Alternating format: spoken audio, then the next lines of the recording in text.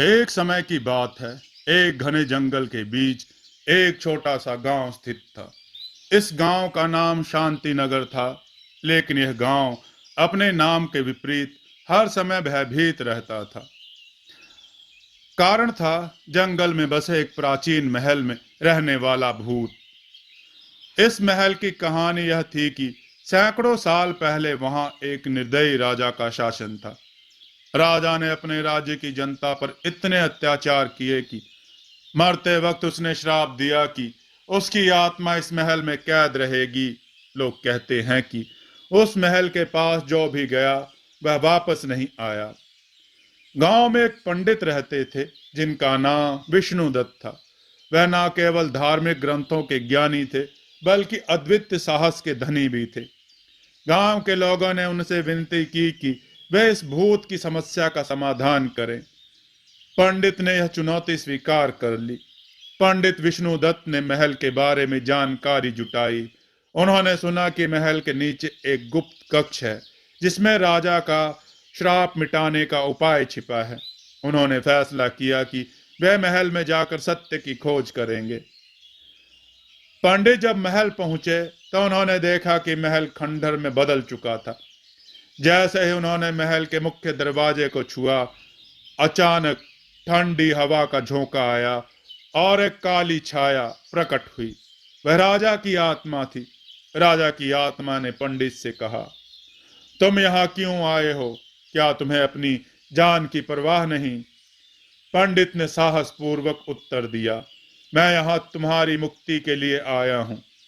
यह सुनकर राजा की आत्मा हंसी और बोली, मेरी मुक्ति इतनी आसान नहीं। इसके लिए तुम्हें भगवान का वरदान चाहिए।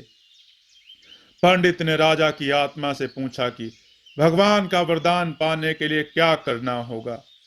राजा ने उन्हें बताया कि भगवान शिव के विशेष मंदिर में जाकर घोर तपस्या करनी होगी। पंडित ने यह निर्णय किया कि वह भगवान शिव की कृपा पाने के लिए तपस्या करेंगे। गांव के लोग पंडित की यात्रा में मदद करने के लिए आगे आए। पंडित ने जंगल के भीतर स्थित शिव मंदिर का मार्ग पकड़ा। वहां उन्होंने कठिन तपस्या की। दिन रात भजन पूजन करते हुए कई महीनों का समय बीत गया। अंततः भगवान शिव प्रकट हुए और पंडित से बोले, तुम्हारी भक्ति और साहस से मैं प्रसन्न हूं। तुम्हारी जो भी इच्छा हो मांग लो। पंडित ने भगवान शिव से अनुरोध किया कि राजा की आत्मा को शांति मिले और उसका श्राप समाप्त हो। भगवान शिव ने वरदान दिया कि राजा की आत्मा महल के नीचे स्थित गुप्त कक्ष में रखे एक रत्न के नष्ट होते ही मुक्त हो जाएगी। पंडित वापस महल लौटे। वहां उन्होंने राजा की आत्मा को भगवान शिव का संदेश सुनाया।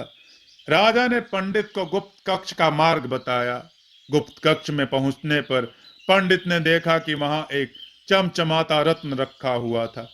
जैसे ही पंडित ने रत्न को तोड़ा, एक तेज प्रकाश फैल गया और राजा की आत्मा शांत हो गई।